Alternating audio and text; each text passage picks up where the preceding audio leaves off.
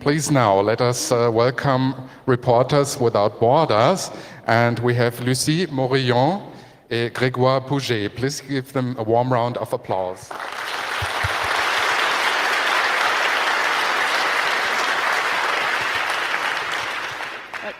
Thank you, guys. Sorry again for the technical problems, but I think we're all good now. I just wanted to tell you that it's a real pleasure for us to be at the CCC. It's the first time that Reporters Without Borders is officially represented here. Of course, we have members and supporters who come very often, but it's the first time that we are officially here, and we want to thank the CCC organizers for giving us the floor today and for giving us the opportunity to reach out to you guys and to speak before a slightly different audience from which we are usually used. So I wanted to tell you a little bit more about Reporters Without Borders, because you probably wonder what Reporters Without Borders is doing here. What is a bunch of journalists here? We are journalists, of course, but we are also activists of freedom of expression, and I think that's also the case for many of you in this room, and that's why we are here today. We want to tell you more about what we do, what we plan to do, and what we may be able to do together. Reporters Without Borders, as you may know or not, is an international press freedom organization. We'll come later on to where we are based, what our network, and so on. But one important thing that you need to know now is that our activity is really to defend freedom of information. We believe that what we do is not only to support journalists, but to support everyone that is involved in the business of spreading the news. And what we do is not supporting only journalists, but it's supporting everyone's right to be informed. My right to be informed, your right to be informed. We have the mandate of the organization has, of course, evolved. We were created in 1985, and at the very beginning, it was a bunch of reporters who would go to conflict areas, war zones that were not covered well enough by the mainstream media. They would do some reports, they would come back and try to give us reports to televisions, newspapers, and so on. And this lasted for a few years after the founders of the organization realized that the main issue was not really about foreign reporters going into these countries, but the real issue was how do you empower people in the countries to be able to report the news, to be able to let us know what is really going on. And they changed the mandate of the organization from basic reporting to actual support to local journalists who were trying to do their jobs in sometimes terrifying conditions. And another evolution in our mandate is also the fact that we were basically working more with traditional journalists at the beginning, and now we also defend bloggers, netizens, people who are being arrested, harassed, or killed for their activities not only offline but also online. So that has been a big change to Reporters Without Borders actions, but I think it makes us much more relevant about the issue of freedom of information. Freedom of information is no longer something that belongs to a specific class of journalists, but it can be any of our business. And we've seen it in many countries this past months, especially. So these are the three main chapters we look at: freedom of information and citizen issues. Then we look at Reporters Without Borders resources and how you may want to get involved, hopefully. Why defend media freedom, journalists and bloggers? That's what I was basically saying earlier. Without free information, no cause can be heard, no human rights violation can be reported. We work with a lot of local journalists who keep denouncing human rights abuses, corruption, a lot of issues that are very important to their citizens in their countries. And of course, that sounds pretty obvious, but people need accurate information to make some decision, whether it's on political, social, or economic side. Here are some specific examples of information that has proved to be vital to the public. The Tainted baby formula scandal in China was revealed on the web after months of covering up by the authorities. Why? Because the story could have broken right before the Olympic Games, and it would have been terrible for China image. So the authorities preferred to cover this up, and we had several hundreds of thousands of babies were contaminated by this tainted milk from Sanlu. And you know, you see some of the bottles actually up there. And also, this is one example of a demonstration by a woman who lost her baby over there. And it's been amazing to see how, first of all, this entire thing has been covered up by the authorities, and how people were trying to seek justice and to spread the news about this to prevent that more babies would be contaminated, how they were also repressed, arrested by the authorities. So that was really a big deal to us, and it's, I think, a very telling example of what criminal censorship can be. Also, other stories that are very important to the public and that are of a lot of interest to netizens around the world, it's also corruption stories. I mean, Navalny in Russia has done a great work of denouncing a lot of corruption stories. We've seen also some cases of impunity denounced online, thanks to netizens who didn't want to just let this go. I'm thinking of China. I don't know if you're familiar with this example, but there was the son of a local official who was responsible for a deadly car accident. And when he killed this girl, he actually left the place saying, go ahead and try to arrest me, I'm Li Gong's son. And well, that was a terrible example of how some people can think they can do anything with impunity. But the netizens didn't let it go, and online the information spread. People were absolutely outraged, and the guy who was responsible for the accident was eventually found and arrested. So that shows the power of the internet, the power of netizens when they come together and they decide to fight for a cause. Another sort of information that is vital to the public, maybe we talk a little less about it. I mean, there's this tainted baby formula scandal, of course, but in Saudi Arabia, when Saudi Eve or other blogs that are being, let's say, held by women are censored, it's not only a basic question of censorship, it's also a place where questions linked to breast cancer, for instance, cannot be discussed. So this closing a website like Saudi Eve or trying to block it, to filter it, is also a way of preventing women to have access to essential health issues information. Well, there are many other cases, but I will probably go to the next topic. We've seen in 2011 something pretty new. Netizens were killed in Mexico because they denounced or they covered organized crimes issues. I know for some of you who read Spanish, this is one note that was left next to one body of one of these killed netizens, and it's basically a message sent to this woman who was killed and also to all users of social networks to basically warn them about what could happen to them if they continue to cover what the cartels do online. That's a pretty strong message. It's not only journalists who are killed in Mexico now, it's also netizens and bloggers.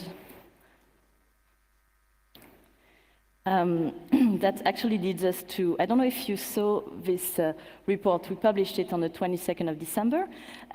These are key figures for 2011. I'm going to just do short, but we try with our networks and so on to monitor and to assess as much as possible the extent of the censorship and of the attacks on journalists, bloggers, and so on. And these are the figures of journalists killed, kidnapped, arrested, attacked, and bloggers and netizens killed, arrested, attacked. And the general trend is that it's becoming more and more dangerous to spread information. You can see here, you can see it there. There has been an increase in the number of journalists killed, specifically in Pakistan and Mexico, which are the two most dangerous countries for reporters. But also you can see an amazing increase of the number of journalists and bloggers also arrested. For journalists, there were more than 500 in 2010, and we more than 1,000 in 2011. So that's really an incredible increase. And why is that? I mean, clearly this was linked to the Arab Spring. People went in the street. The story was in the street in 2011, and journalists, bloggers, net journalists who improvise themselves, citizens, sorry, who improvise themselves as journalists, were targeted because they had to come down to report the news. This is clearly not only because of the Arab Spring, but also because of all the protest movements they have inspired around the world. And also it's due to the brutal response of authorities of countries that were not directly affected by the Arab revolutions, but that took some measures to strengthen the repression in order to avoid the spreading of the movement. I'm thinking of China, Vietnam. We have not talked about it as much as what happened in Egypt, Tunisia, but clearly the repression has been very strong, not only online with censorship of Jasmine Revolution word and so on, but also physically arresting a lot of journalists and netizens. I mean, China is, before Iran and Vietnam, the biggest prison for journalists worldwide today. And actually, we have 129 netizens in jail as of today, and 171 journalists in jail. I mean, all of us for informing ourselves. I'm thinking today especially of Nobel Peace Prize Liu Xiaobo, who's the only Nobel Peace Prize recipient in jail today. That's why we have actually our free Liu Xiaobo t-shirts, and you can find them online on our website. We do also think of Michael Nabil Sanad in Egypt. His health is very worrying today. He's been arrested earlier this year, and his only crime was to question the role of the army during the revolution in Egypt. So that tells a lot about the situation today in the country. That was also one of the lessons we heard from 2011, also in 2010, the role of social networks as mobilization and news transmission tools.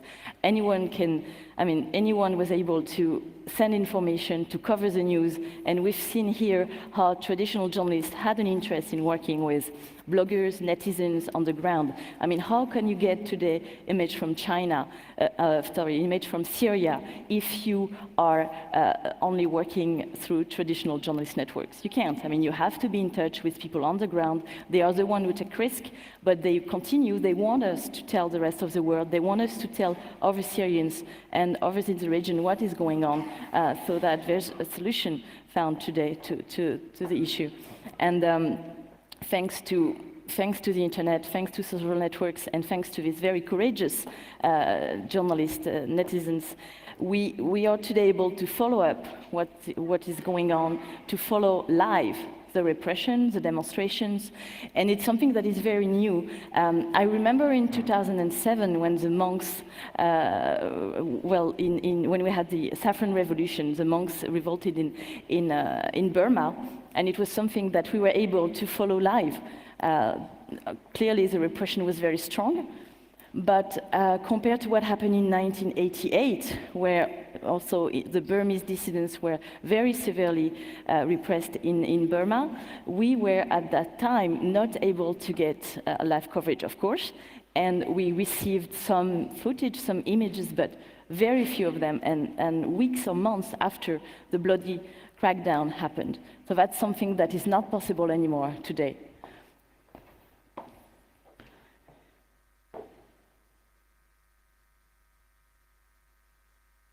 And we've talked a lot. I didn't really like this idea. I mean, a lot of people were talking about Facebook revolution, Twitter revolution. I mean, clearly they played a role as sandboxes. They helped spread the news and so on. But we shall not forget that these were before and foremost in Tunisia, in Egypt. These were revolutions, human revolutions. We have to make sure that the online mobilization was finding an offline echo to make things happen. And that's, we had really people going down in the streets, taking risks, being killed, being shot, because they wanted to change things.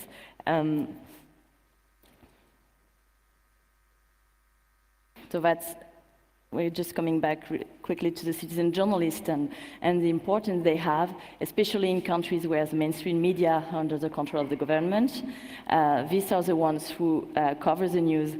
It's thanks to some Vietnamese bloggers, for instance, that we are aware of the bauxite issue and the environmental problems it has caused in the country. You won't find that coverage in the official media.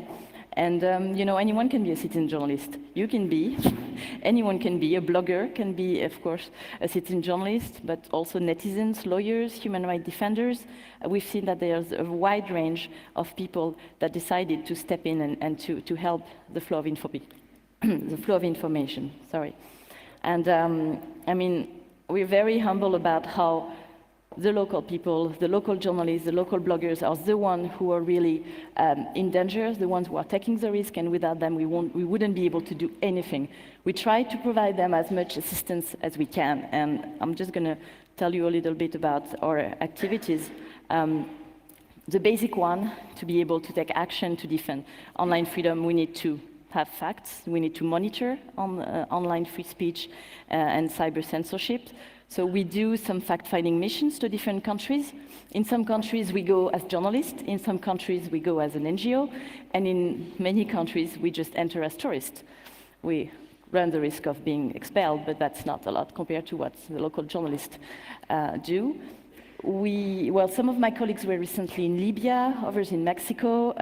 We try to be on the ground as much as we can so we can get reliable information, and we try to be also very cautious about the local contacts we make or not when we decide it's too dangerous for the people there. This is a screenshot from our website, the Internet chapter, just to give you an idea of what kind of action we've taken recently. In Democratic Republic of Congo, we denounce the blocking of SMS messaging during, just after the elections and the unrest that followed the contested re-election of President Kabila. And it's very interesting. I don't know if I can see it here, but let's see.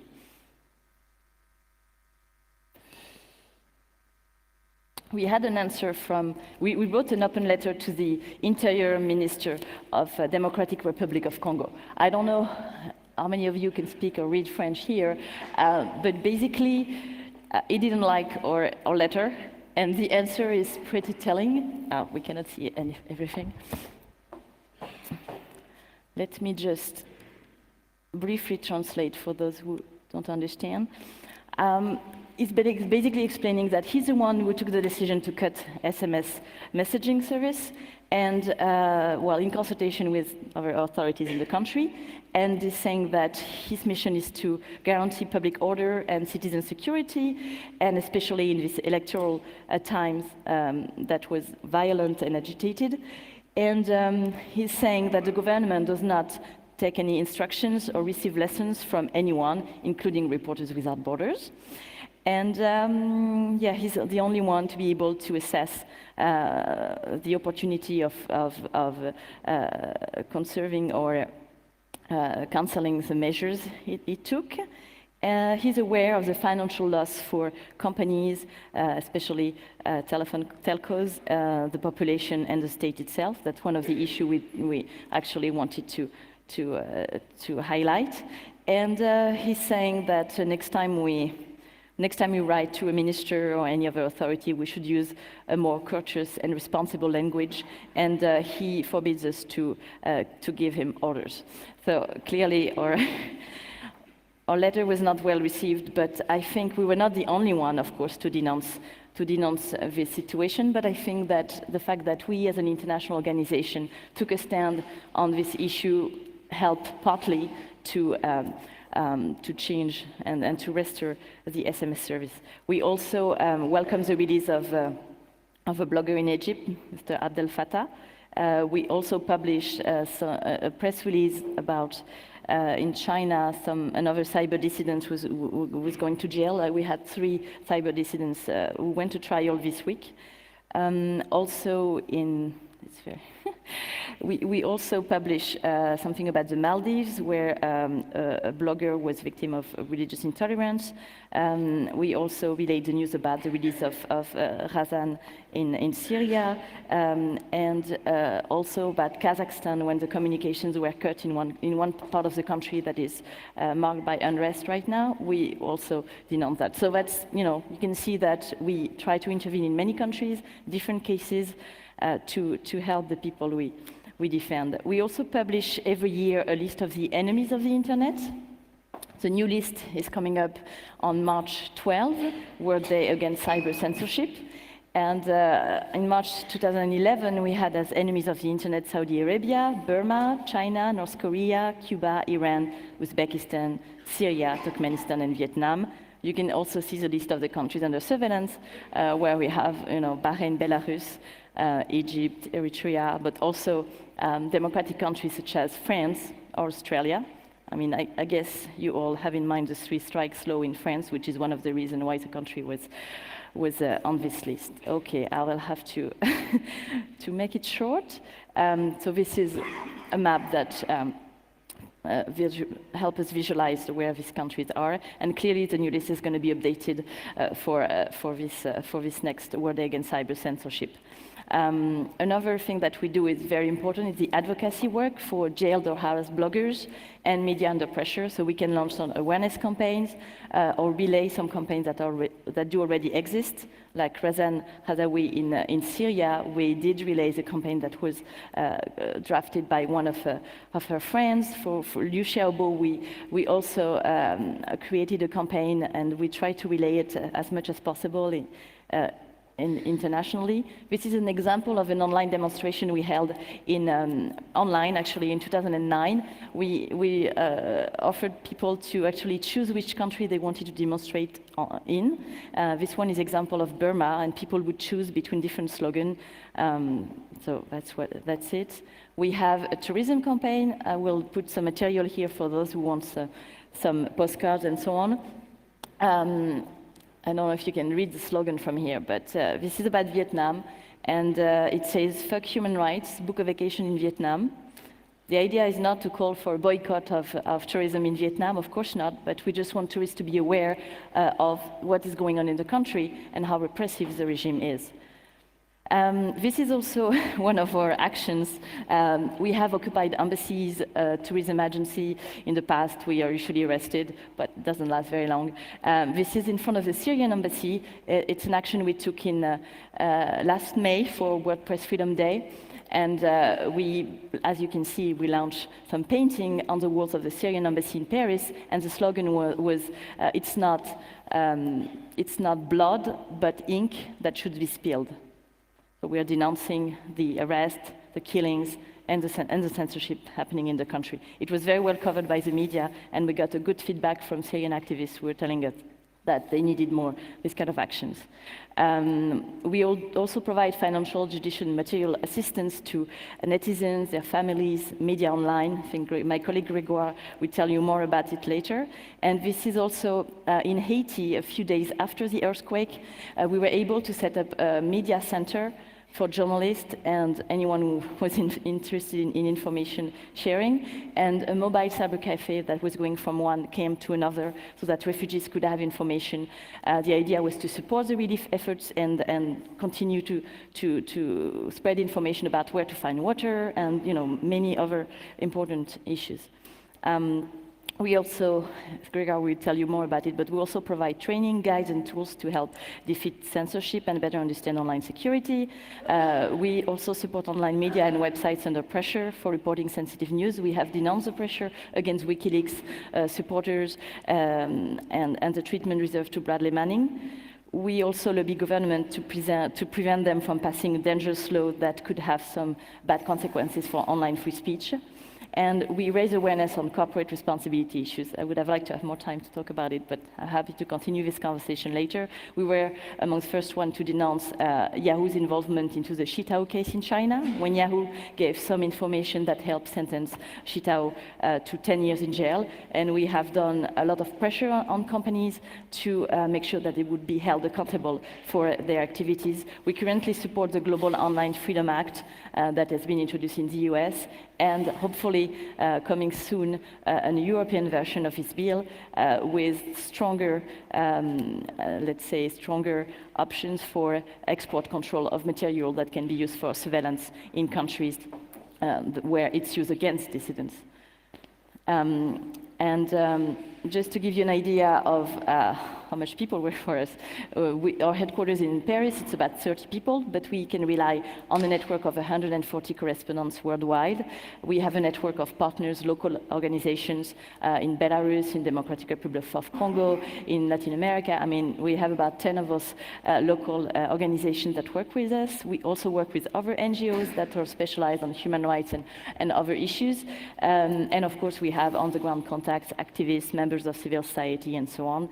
And we're currently developing a network, parallel to this network of journalist correspondents. We want to develop a network of netizens correspondents for RSFnet.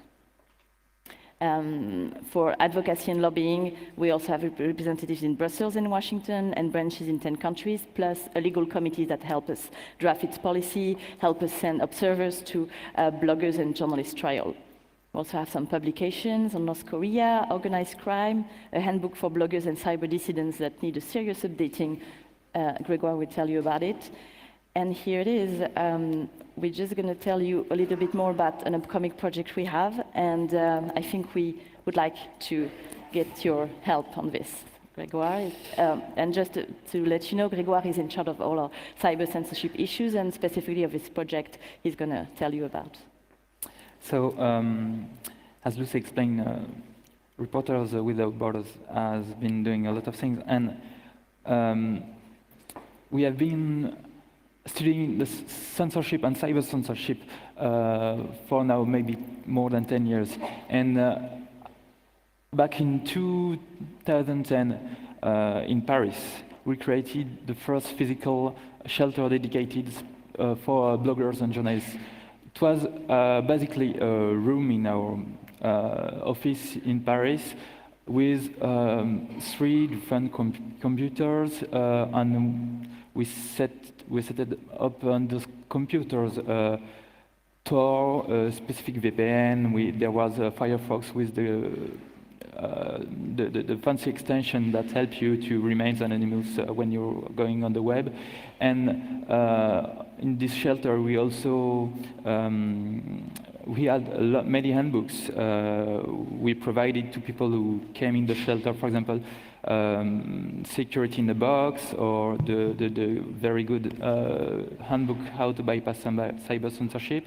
And so that's what we were doing in the shelter. This was only a physical room, and we decided to do more than that, because, for example, if you're a blogger in Iran or in China, and if you need to install Tor or VPN on your computer, you can't just take the plane, come to Paris and ask a Reporter Without Borders, okay, I need a guide. And so we decided to move on the web. The first thing we decided to do is, actually it's a part of the evolution of our mandate.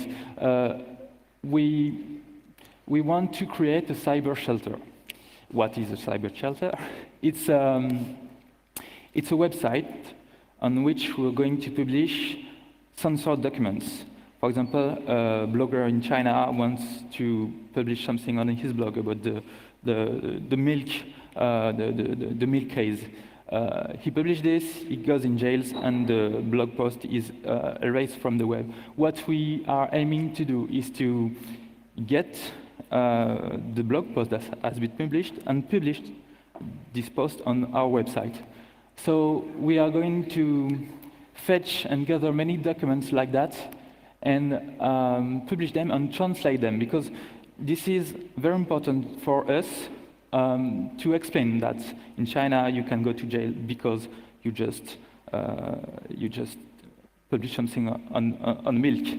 So we are going to translate those documents, to publish them in Chinese, translate in French, in English, and we hope later in Arabian, in Burmese, in everything. So we have to find those documents. And how are we going to do? As Lucy explained, we have many people on the ground, but we think that anyone can give us documents like that. So beside the website, there will be a kind of vault where people will be able to give us documents that could be a picture, a video, a blog post, anything. And people will be able to give us those documents in an anonymous way. So when we have those documents, we're going to check what happened. We are going to ask to our contacts on the ground to tell more about this specific case. And once we think everything is okay, we will publish this on the website.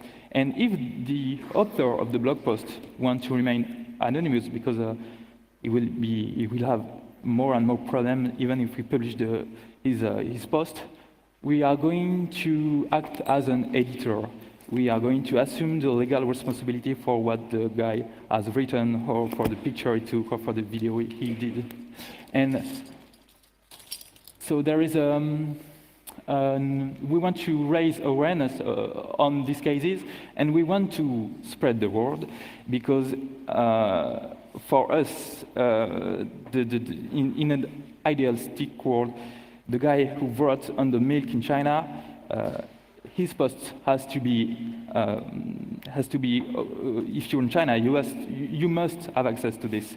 So we are going to do technical stuff to spread our website. We are going to massively mirror our website. So we are working on that, actually, and we are going to need a lot of help in order to mirror our website and to copy all those documents. So we are also providing trainings, as I told just before, back in 2010, in our shelter, in our physical shelter. So we gave handbooks and different tools, and we explained to the people who came how they could use it. For example, there were a group of Iranian bloggers that was in Paris. They were in Paris, and we helped them to discover those tools. And last March, on the 12th of March from this year, in Geneva, the Swiss section of Reporters Without Borders, with Telecomics. Hi guys, I don't know if there are any of you in the room. They organized. It wasn't actually training, but it was very, very interesting, because it was an event where journalists and bloggers meet. Journalists need circumvention tools. They need to protect their sources, so they need to know how they can do that.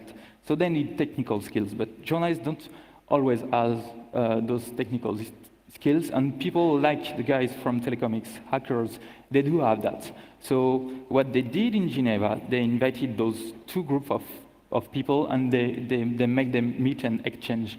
So that's what we're going to do more and more. For example, in February this year in Paris, we will do this experience again. On the 25th of February, we are going to organize an event with journalists and hackers. And if you are in Paris on the 25th of February, you are very welcome. So during this event, we want those people to exchange, and we want to, because there is a problem with journalists, we want to raise their awareness.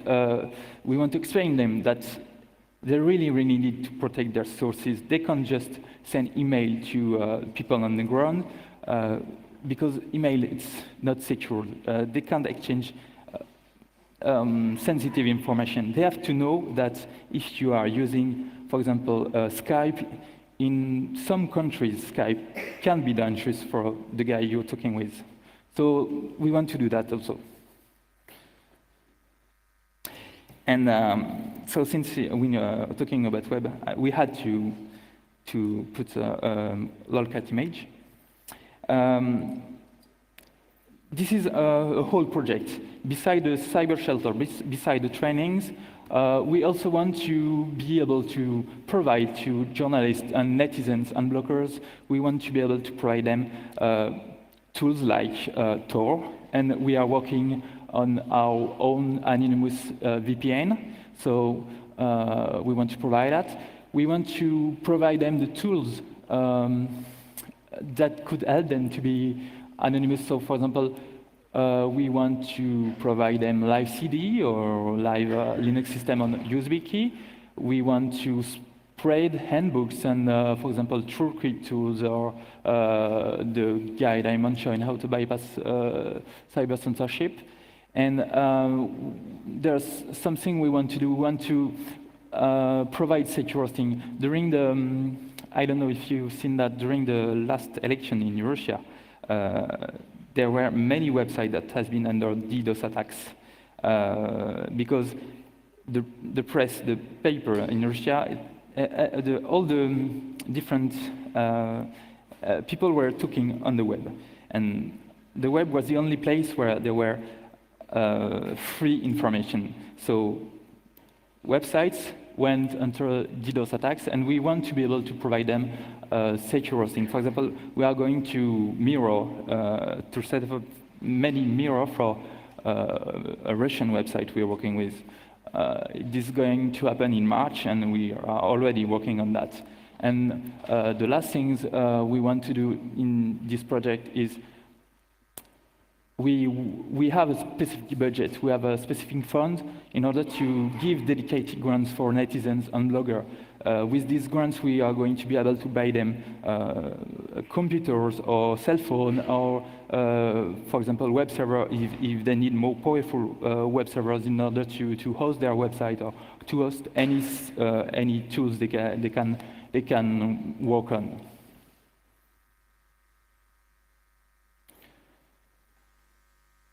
So in order to do that, we are a small NGO. So we really need you. We need people like you who have technical skills in order to help us to set up Mirror. We need people who know how to raise our visibility on the internet, or the visibility of our campaign, or the visibility of the campaigns of our partners. We need also insiders in companies that cooperate with internet censorship. I don't want to mention the name, but you know some name of the companies I'm talking about. And we need whistleblowers. And then we need, because this is also something we're working on, we need the help of people of jurists who could help us to monitor what is happening in different countries, and who could help us to analyze the growing number of laws that regulate the internet, and who could help us to make some different proposition to the country who want to provide laws that are not very good for the freedom on the web.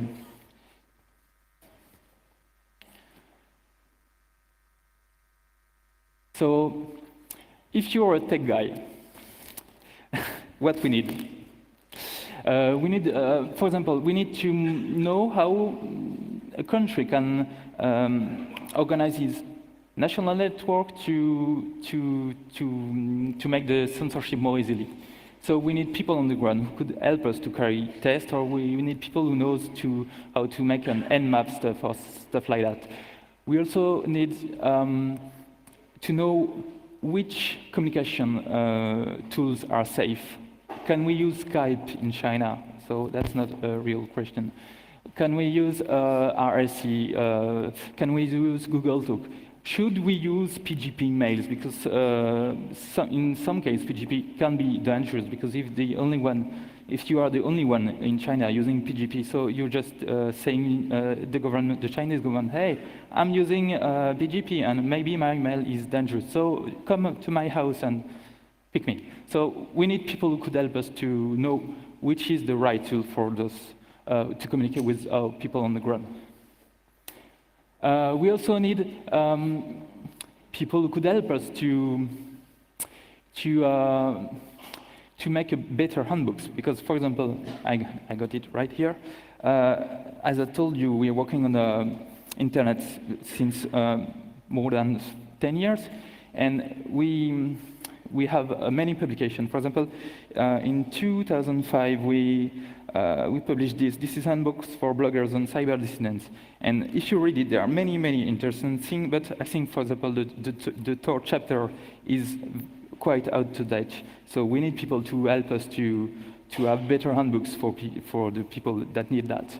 And if you have a server somewhere, if you want to help us for our cyber shelter project, or if you want to help us to duplicate website that we have targeted, that we know that in next March in Russia we'll have many problems, we need people with server who can do a wget or who can use a HTTP track or async. We need people in order to mirror these websites. And if you have any other ideas, just tell us.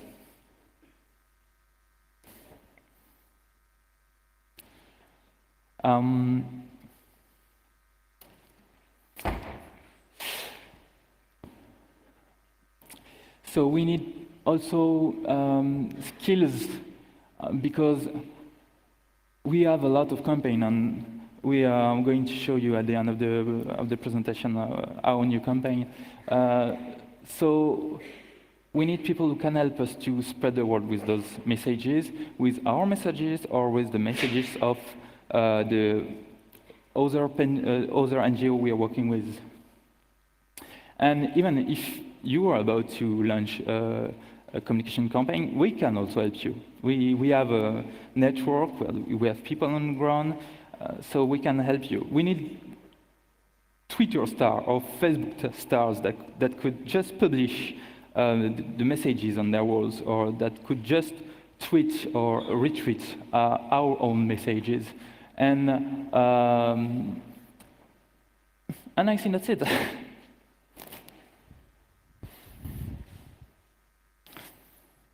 So let's see.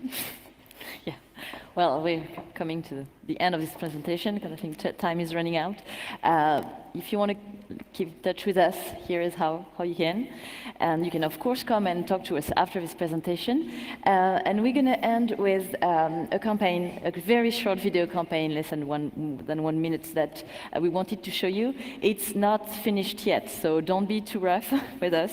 It's a campaign that is on Syria, denouncing the surveillance, the arrest, and the extent of the censorship in Syria. And it plays around the well-known Siri application that exists for iPhones. You will understand once you see it. It's still very slow. We have some editing to do on the video. It's going to be launched next week, so it's not finished yet, but we really wanted to give you as a heads up and show you the kind of campaign that we do. And we need technical skills for the computer. Il faut que tu penches. Ouais, mais j'arrive pas là. So, il y a un, voilà, il y a un faux contact en fait, faut le laisser comme ça. Ah, ok. Sorry. Okay, in the meantime, while we're setting up the notebook to show the movie, if you have any questions, please walk up to the microphone, and I see there are people at the microphone already. So we have no questions from the internet at this point. Can we please first start with the first question from over there? Hi again, great talk. Concerning your, I'm over here. Hey. Hi. Concerning your call for participation at the end, there was this other talk at 11:30. Your revolution just got fumed, I think, which was done by a member of Telecomics and a member of Geeks Without Borders. And in a way, they just presented what you seem to need. So they can provide, and they do provide, exactly that kind of technical assistance you're calling for. So I wonder whether you already tried to talk to them, or... Yeah, and that's a great thing about the CCC is you meet a lot of people that work on similar issues, and we've made contact with a lot of people who are, as you say, involved in projects that are similar to ours, and we're definitely up for working together and see how we can channel all this energy and good work and good practices, because that's exactly what we're here for. So yeah, thank you, and if others want to come and see us afterwards, we're happy to continue the conversation after the CCC, of course. Thanks. Thank you. Okay, next question from over there, please. Hi. I wonder if you know about the Turkish journalist Ahmed Shikh and his book Imam's Army. He was preparing this book and he was put into prison, and the prosecutor tried to confiscate all digital copies of the book draft. As a result, it was leaked and published, signed by several authors. And I thought you might be interested in translating it for your shelter because it's available only in Turkish. And it's about a religious sect, Gülen sect in police department. Absolutely, that's exactly the kind of content that we would be interested in publishing and translating, because as Gregor was saying before, usually when we take action and we denounce the fact that a blogger was sent to jail for 10 years in Vietnam, the article itself doesn't make it to the general public, so we want to translate it, publish it. And regarding Turkey, we do a lot of work of monitoring. We have several fact-finding missions. The last one was in September, I believe, because there's a lot of problems with press freedom in the country and online freedom. So we follow very, very closely these issues, and this is a good idea for content publishing. So thank you. Okay. I'd say one question from over here, and then we're going to show the movie. Okay. Hi, I'm one of the hackers of the Tor project. Oh. And so one thing that I've noticed is that many people in this space try to provide guides. So for example, Freedom House and Internews and all these other people. And one problem is that they don't know what the fuck they're talking about. And so it's really important to not be like them. And the way to do that is to work with people who write the software, but also to always reject proprietary software when it is used in places where people's lives are in danger. And also to follow the money to see why people advocate for certain things and to see which properties those things have. So using a VPN that's run by Reporters Without Borders in a place like Syria sounds like a death sentence to me, whereas it sounds perfectly fine for, say, the United States in certain cases. And as far as all the technical questions about IRC or Google Talk or things like this, it's really difficult to know how those protocols can be safe in a world with data retention. And so for almost all of these things, the question is, why not always anonymize those communication systems? Because it seems like data retention poses a threat, especially in the West, and especially if we are the support systems for people in so-called non-free countries, because we will be incriminated for helping those people and harmed. Like the Syrian government actually reaches out to countries in the West and kills people in the West. So it's extremely important that people don't think that they're safe here simply because of that. So I wonder, how will you engage the greater community to ensure that the guides you published are really peer-reviewed and you don't repeat the mistakes of groups like the ones I mentioned? No, of course, I think it's a very important point to make. And thank you for making this point, because that's absolutely crucial. I think we're very aware of that, and that's exactly why we come here, and when we tell you we need to update this guide, we need your input, because of course I mean, what is at stake is people's lives and safety, so we're very aware of the importance of such tools and so on. We have very good contributors to our book, which is really outdated, so that's why we need we had Dan Gilmore, we had Ethan Zuckerman, Nat Villeneuve, and people like this. So clearly this was written by people who knew what they were talking about, and we want to continue this way. So please help us. And we're also very aware of the fact that one tool that can be used in one country can be absolutely deadly in another one. So that's where we have a lot of educational work to do, and not only towards bloggers, but also towards journalists who work in safe countries, and when they go on the ground, they don't take all the precautionary measures they should take. So we're working on it, and we're going to try to see how we can indeed explain that it's always a case-by-case situation, but that anonymizing everything is definitely something important. And in our shelter in Paris, we have, of course, a link to Tor. We have a lot of we try to make people very aware of what you do. I mean, it's already very famous, and you do an amazing work, and we're happy to relay what Tor does. But it's not only about technical skills. We need people with real strong technical skills, and what we can do as people who have contact, we are in contact with journalists, we have to explain them that those technical tools, they are here for a reason, and they should use those tools. And in different countries, you have to use different tools. So that's why we need feedback, and we can give this feedback to journalists who are on the ground in those countries. And one last thing, we're also aware of the fact that there are many good guides out there, and they are available on our cyber shelter, on our shelter in Paris. You know, like Security in a Box and others have done also great books.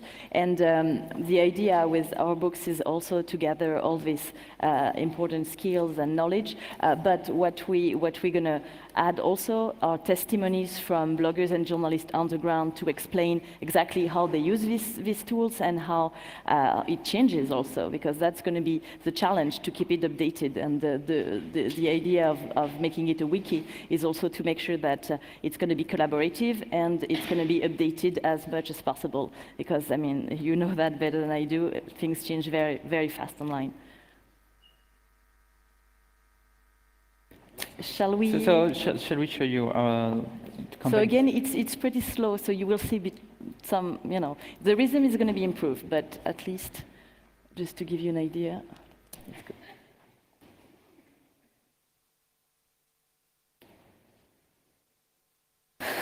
It's extremely slow. We have to improve our movie. Je relance. Ah, ça y est. Non, non, non. Okay, we have to launch it again. Si.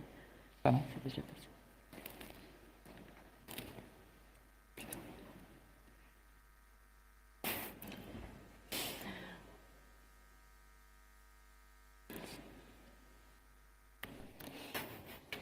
Okay, I see. I think this is just a teaser. Okay. And you will be able to see this movie in Short video. next year, at the beginning of the next year. Sorry for the problem. Okay. Well then, I'm sorry that we don't have time for any more questions. Sorry for the guys waiting at the microphones, but the herald for the next talk is already there and asked me to stop at this point. Can I please ask you to use the feedback system for this talk? Take out the trash, even though you didn't take it in, and let's give a warm round of applause to both of you.